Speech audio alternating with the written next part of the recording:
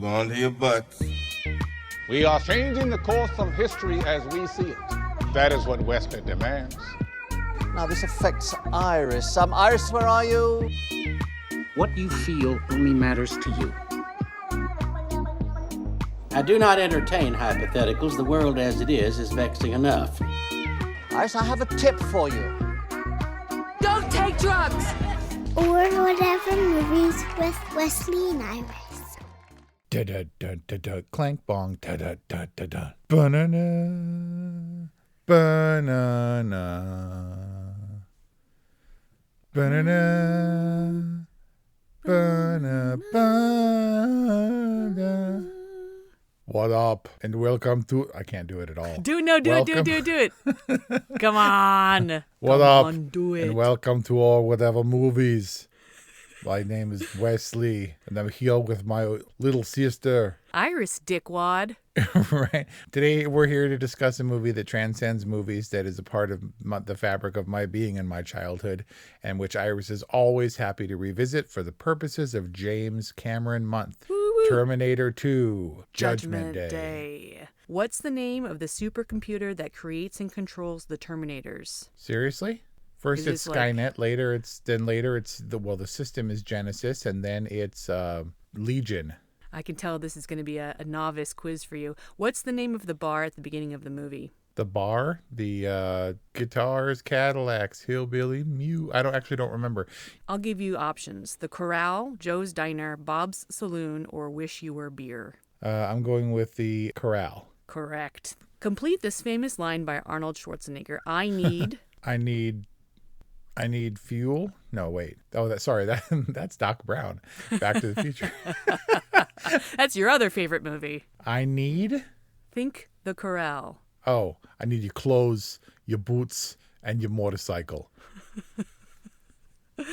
What song plays as Arnold Schwarzenegger mounts his motorcycle for the first time? Bad to the Bone by George Thorogood and the Destroyers, which at that point was actually pretty overused at that point in movies, but it's inextricable now. Like, it's part of this movie. Perfect. How did Arnold Schwarzenegger's Terminator smuggle his shotgun into the shopping mall?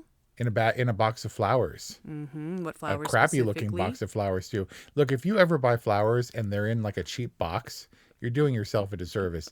It's like buying them from the grocery store and leaving that janky plastic around it with the price tag. You could take it up a level by including a bear with an I love you heart pillow, or maybe some Russell Stover's chocolates. What type of Terminator does Arnold Schwarzenegger play in the movie? 800 model, one of the more advanced models for the time of Terminator, but certainly way behind the curve and nearly obsolete in Terminator 2. Specifically, he's a Terminator model 101 of the T800 series. Versus the advanced prototype T1000, right? And the not to be confused with the awkwardly named T1 in T2 3D Battle Across Time at Universal Studios. That's just overkill, right? It's like Paloma being like, Paloma, how many do you want? And she's like, infinite. It's like, come on. Infinite. And I wish to consume them in the Tesla. But T1 million, isn't that just overkill? Yep.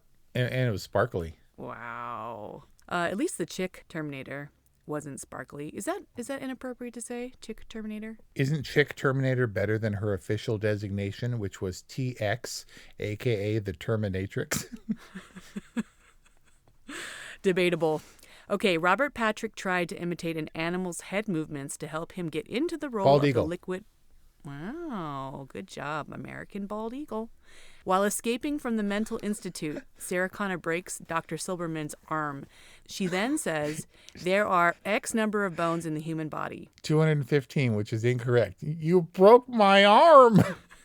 Isn't it nice to see Dr. Silberman get his comeuppance? Yep. He appears again and again. I think he's in Dark Fate and Terminator 3. Wow. So what is the correct number? 206? Oh, really? But there's a series of bones that I guess are separate, and then they fuse as you grow from infancy. Bonus question, what song are they rocking out to on Tim's boombox? You mean when it wasn't actually playing on the boombox, but he had to pretend like he was rocking out? So Tim inexplicably goes, meh, while they're writing. Yep. Many choices for that song. Ultimately, Arnold Schwarzenegger chose You Could Be Mine from Guns N' Roses. What is the name of John Connor's pet dog? Max, Wolfie. So that's what the Terminators in John Connor's voice called him. So amazing. I tell you, if there's any listener out there who has not watched Terminator 1, Terminator 2 makes so much more sense if you watch Terminator 1 first. Because Oh, man. I watched Terminator 2 100 times before I realized that the dog barking was significant. And it blew my mind Yep. when I watched Terminator 1. Yeah, they use the dogs to track, the other Terminators or to identify them. I just thought it was a barking dog. I don't honestly remember which one I saw first. I'm sure I saw Terminator because I was over the moon jazzed about seeing Terminator 2.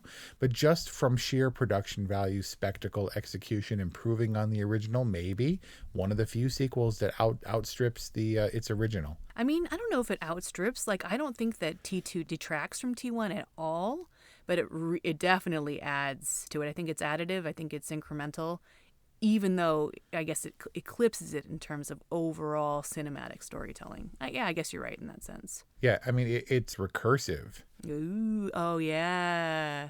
And also in how it builds the mystique, and it improves upon T1 in a way that makes T1 even better and more rewarding to watch. It builds the world as well, the future world, which is now the past, of far off 1997 Judgment Day. And 2029, which is only 7 years away. Stop it. You're freaking me out. Yeah, I don't want to think about that. All right, how does Miles Dyson die? At the hands of the SWAT team. Breaks in as he's holding the detonator for all the explosives that they're going to use to send Cyberdyne to the gods. I think the official twinfinite.net answer for this is debatable because they say he dies when Cyberdyne Systems blows up. Technically, I think he takes his last breath before detonating the bomb. His death is actually what results in the explosion. Right. The alternate answer is that he was killed by Hank from Breaking Bad. Dean Norris was part of SWAT. In the movie, what power sunscreen do you need to be wearing in order to withstand Judgment Day? 2 million sunblock. An actor suffered permanent hearing loss while filming the elevator shootout Linda Hamilton scene. Oh, really? Is that serious? Is that forgot true? to put her earplug in No. in the elevator. No way. No matter what, those blanks are full charges, especially in a James Cameron movie. Yeah, don't do that. Yeah, don't do that. That sucks. At the end of the movie, what permanently destroys Robert Patrick's liquid Terminator? Molten liquid metal from the foundry that they find themselves fighting in, which actually the composition of chemicals or whatever to create that liquid metal needed to be kept really cool. So it was really cold on the set. All the science and all that stuff right there reeks of James Cameron. Like, that's so right up his alley, something that he would love to toy with and figure out and achieve and capture on film. Yep, Terminator 2, long time coming. As we discussed in our review of The Abyss, available now. He definitely had a lot of things from Terminator 2 that he had planned for Terminator 1. Couldn't technically achieve them because his mind is in advance of the technology currently available to him. So they did the water test for the water creature. Not sure how those aliens turned into the water tentacle thing, but whatever. It was a good test for Terminator 2's liquid metal effect. I remember being in the theater on opening weekend and hearing people gasp in the fight where he doesn't even have to turn around. He just morphs around. It blew our minds. People yelling in the theater. You talking about when he gets thrown up against the wall face first and then he appears face Right? forward? Or Arnold punching him in the head and then the head becomes his hands. Like, how do you fight that opponent? Blown away. I think special kudos to the VFX team for T2 because I believe that they realized James Cameron's first vision ever of the Terminator, which was of the T-1000 emerging from flame. Like, that was the fever dream image that woke James Cameron up in a pool of sweat where he like frenziedly wrote down his initial idea for the Terminator. But we digress. How many Oscars did Terminator 2 win? I think it was nominated for 6 and won 4 or 5. It was nominated for a surprising amount. Of course, they were the technical Oscars, but it did win a handful. I'm going to go with somewhere around 5. Your final answer? 4. Correct. Best makeup, best sound. Best Sound Effects Editing, and Best Visual Effects. Last question. With the movie's domestic box office. Highest box office of all time for an R-rated movie. I think this was the first movie to gross $300 million at the box office. Correct. Sorry, was that the answer to your question? Yes, and then some.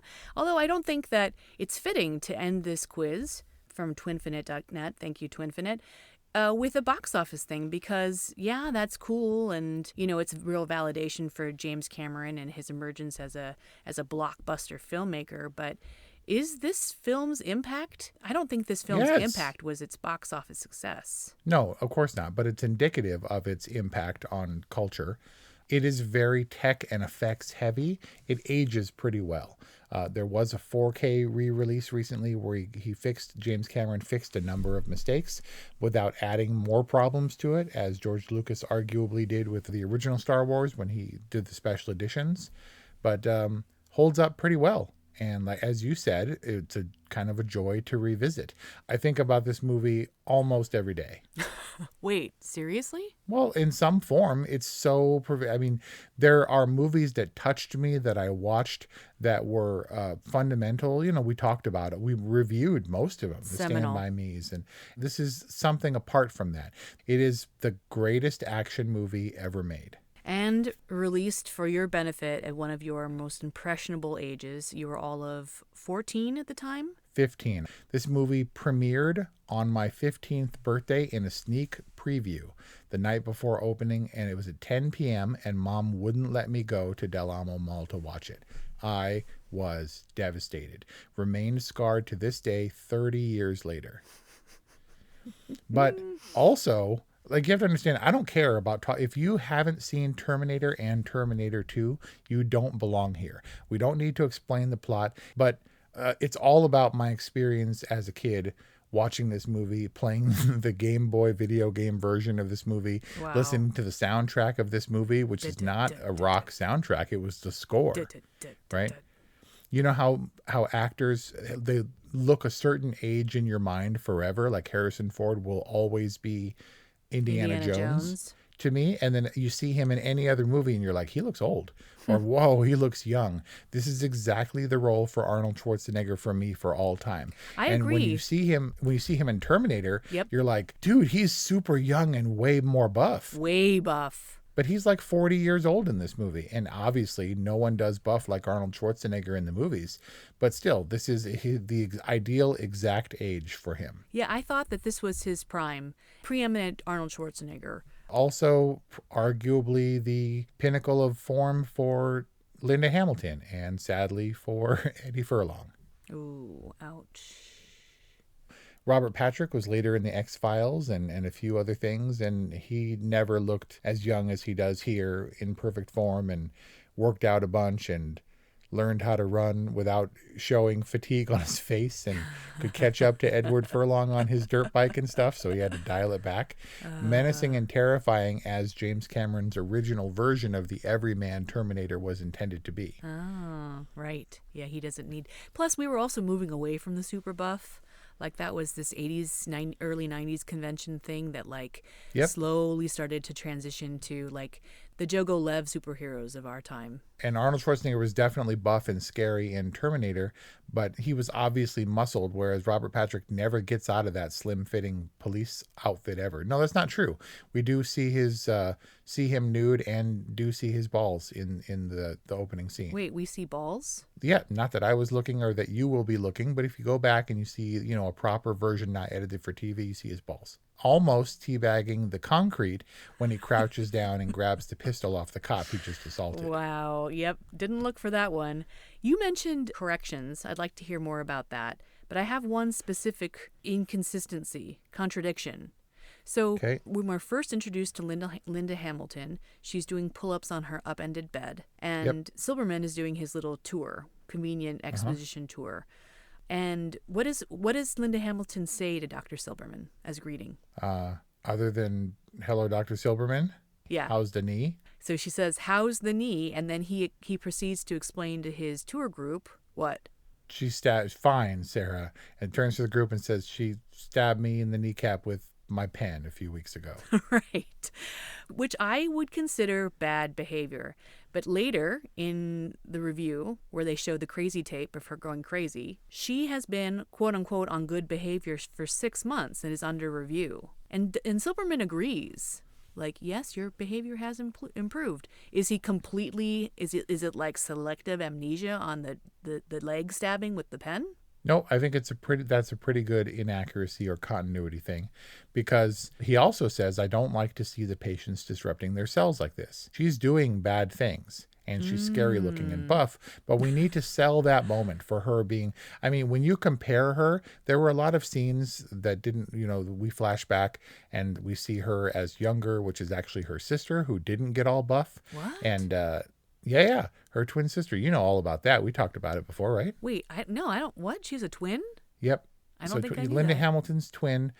We just lost her last year. There was no statement made about her or anything, but she plays original, young Sarah Connor At the playground? Right, when buff, refined Sarah Connor, like all sleek and soldierly, comes and witnesses the nuclear explosion. I'm not saying I have this movie memorized. I'm saying I've watched this movie countless times. It's a background movie because when the special effects stuff is coming up and you can look up. But I was totally energized by this movie. I saw it a number of times in the theater. Because I couldn't find a ride on opening weekend, I walked, I think it's 2.5 miles or something to the theater, and saw a late showing, and then was walking back, I was all jazzed, and you're like, dun-dun-dun-dun-dun, and you're like hopping over stuff, right? And running around on the street. And somebody drove by on the corner of Sepulveda and Crenshaw and leaned out of the car and fired a bottle rocket at us. Oh my God. So it's like, drive-by? hey, pew, bam. And I was like all like crouching and diving in the bushes and stuff. And I was like a Terminator. I was still hopped up and full of adrenaline from this movie. I got drove by. I don't know what the past tense of that. In grad school, I was walking with a group of my fellow students. We were walking in the West Adams area neighborhood around USC, and lowrider pulled up. We saw the barrels come out of the window, and firing ensued, and we all like jumped into the bushes and onto the sidewalk. And it wasn't until after we found out it was paintballs, but it didn't matter because that was freaky. Wow. Yeah, that's like, it's a federal offense or something now. It's a felony. Paintballing. Plus, paintballs hurt. Yeah. Have you ever actually been hit by one?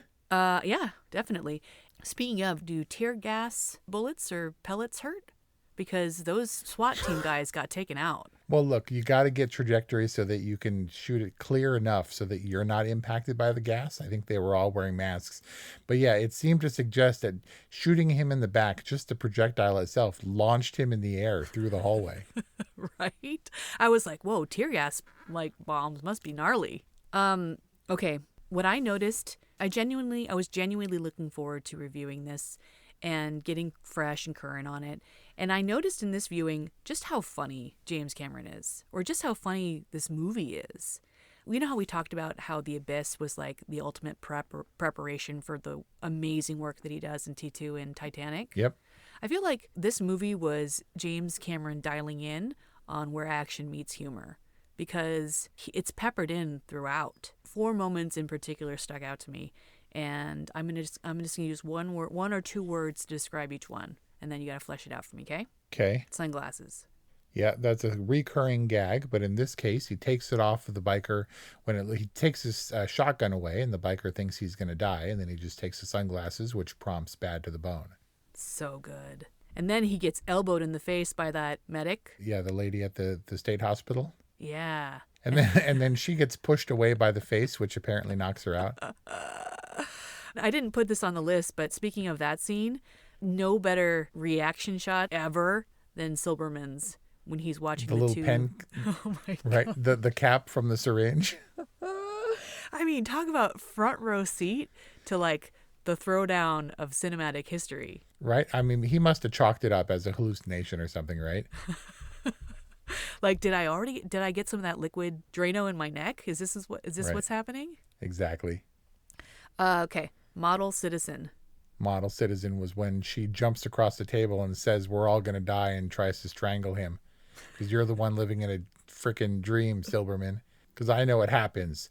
It happens. It's a great button. Silver mannequin. The gag where that was a leading gag. Like, we didn't have any concept of the metal liquid Terminator at that point. And he throws Arnold Schwarzenegger through the window, which I don't think stopped him or anything, but he decided it was time to turn away and keep going after John, and catches a glimpse of that silver bald mannequin, which he gives a dirty look to. That's the best dirty look. And it's so subtle. And do you notice people were like taking pictures of Arnie being thrown through the window? Yeah, because we have to compare it to the pictures taken in 1984 in the police station in the original Terminator. That dude, the guy that was taking pictures, was the co-screenwriter and also the person that Arnold brutally carjacks in Terminator, which hence the kind of recognition on his face. Oh, interesting. So he makes two appearances as two different characters? I think he's the same character. It's the same person. I don't think he's a named character, but there is a glint of recognition on his face. Oh, interesting. That's a good piece of trivia. All right, last one. Put your leg down. Put your leg down was when he says, you have to do what I say, huh? He's like, correct. Prove it. Stand on one foot. And so he lifts his leg, and then those dudes show up. Like, you okay, kid? Put your leg down. And he has such a great, that's a literal yoga pose, and he's got so much stability and balance. Like, whoa. Yeah, his neural net processor's working on it. Yeah. He's got gyroscopic stabilizers and such, I bet. Seriously. He's so stable that when he tells him to put his leg down, I forgot that he had it up. Fun and funny, but also within reason. There was a real opportunity for Bad to the Bone to be cheesy. Like I said, it had been overused at the time, and there were things that they dialed back. There was another sequence in the desert where he said, you got to smile sometimes, and teaches Arnold how to smile, and he does like the most awkward, only smiling with your mouth smile ever. And he's like, yeah, maybe you should practice in front of a mirror. And the smile disappears because he's offended. Oh, so he does. As Terminators are wont to be. They're wont to be offended. Yep. Were there any seeds planted in T2 for Dark Fate? I don't think so. I don't really think he intended. This was before the age of contracted trilogies. It wasn't immediate that he could get Terminator 2 made. When they finally got it greenlit, it was on an accelerated schedule. So he said, good news is we get to make the movie, and bad news is we're already several months behind. And so I think this was supposed to be a definitive end to the chapter. Of course, it was a massive success. And he has, of course, learned, because Avatar 2, 3, 4, and 5 are coming. But I don't think he ever intended to revisit Terminator after this. Mm-hmm. But did participate in Dark Fate, which at least was some kind of validation or blessing on that film in particular. I've kind of dominated this conversation with quizzes and lists and things. I do want to give you the opportunity to just gush and talk about this movie that you love.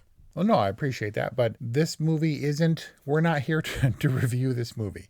This is an obvious totally for me. It's a big part of my life. And I just am, like you were, enjoyed to watch it again. I'm enjoying talking about it. I think this film really epitomizes James Cameron's sensibility as a filmmaker with his adroit balance of action and comedy and drama. No romance here, which is kind of interesting because that plays such a prominent role in Titanic and it's more of a bromance and Avatar. It's more of a bromance. It's more of a father-son story. But it's darker, obviously. I mean, it kind of turns the themes of Terminator on its head, whereby Sarah Connor is the protector and the mother and the virginal figure or whatever, and then in this case, she turns and kind of becomes the thing that's dominated her life, and her thought process is almost a Terminator herself. Arguably comes closer to killing more people than the Terminator himself does.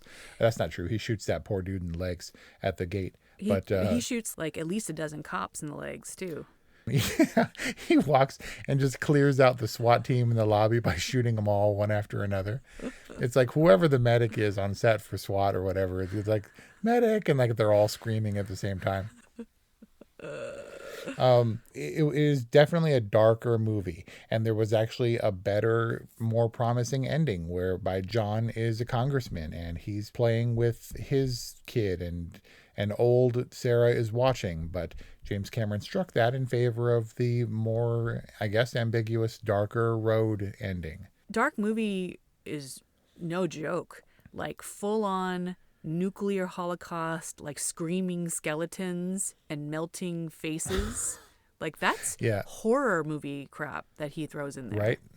That crew, the special effects crew, said they've never had another scene or anything that they've worked on that's drawn that number of compliments and praise for its realism and authenticity. Which part? Which is horrifying. The nuclear holocaust or the shockwave, shockwave sweeping through Los Angeles.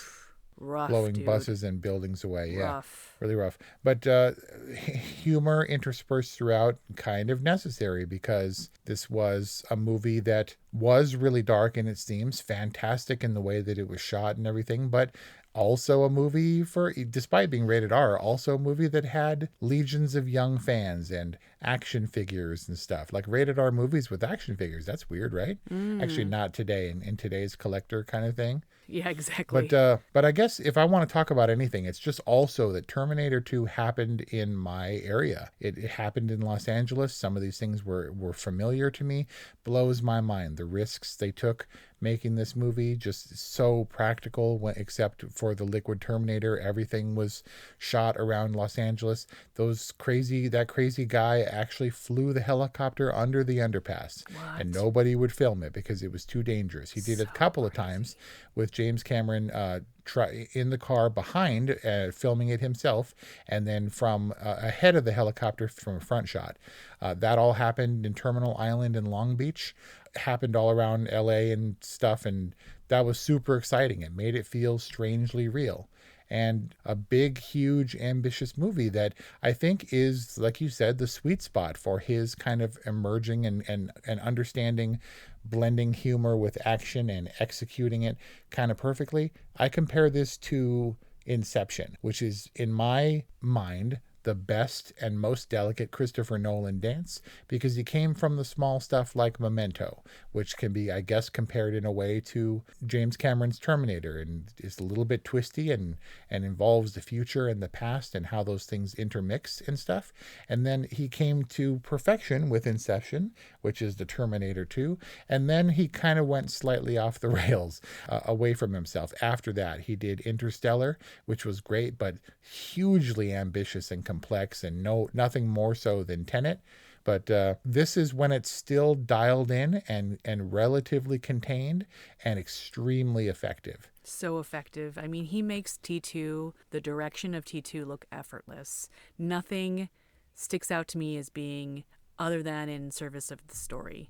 And it's all, right. But it's fun, and there's great attention to detail. Like when Brian and I watched this film months ago, just, on a wild hair, and T1000 steps on T800's sunglasses in the asylum. It's like this weird, incredibly emotional, completely unnecessary, fantastic detail of storytelling. Yep, just because he crushes him later. Yeah. And the sunglasses were artifice, right? It's not about the presentation, your preconceived notions. There were people going into this who believed that Arnold Schwarzenegger as the T-800 was still the bad guy. And if you watch up, it's played entirely until he actually acquires John of what's happening. Right. One of those things you can't get back, having seen it multiple times, that experience of the twist there. James Cameron pulled off the greatest action movie of all time with a kid front and center who didn't muck it up.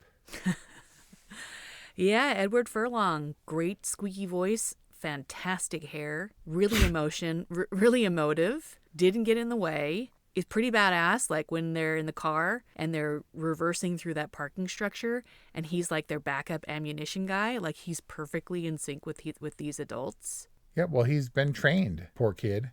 He's ready to go. But it's not that he just doesn't get in the way. He's the emotional heart and soul of this film. Yeah. As a matter of fact, the biggest problem with Eddie Furlong on this movie was that he grew a bunch and his voice broke during filming because it took so long. And so he had to ADR, and they had to modulate some of his squeakiness at the top. But they left it. So he's noticeably younger in the desert scenes than he is later on in the film, in other parts of the film when he was older. But they kept him unmodulated, and they kept his kind of young, innocent voice for the desert scenes when he's talking about love and crying and all that stuff. Interesting. Yep, I hope you are doing well. He had like a day or two of shooting for reference on Terminator Dark Fate, but I hope, Eddie Furlong, you're doing well and are happy. Yeah, we wish you all the best. And to this whole cast and crew that made cinematic history with Terminator 2 Judgment Day. I think we could gush and go on all day. We've already gotten your official totally, and of course I'm getting Terminator 2 Judgment Day a good.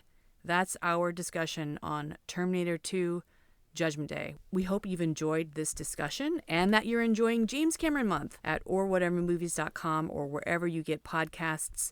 Please subscribe to our podcast. Please follow us on Twitter and Instagram. And send us your comments on not only Terminator 2 Judgment Day, but the other episodes in James Cameron Month, April 2022. Thanks for listening, and hasta la vista, baby.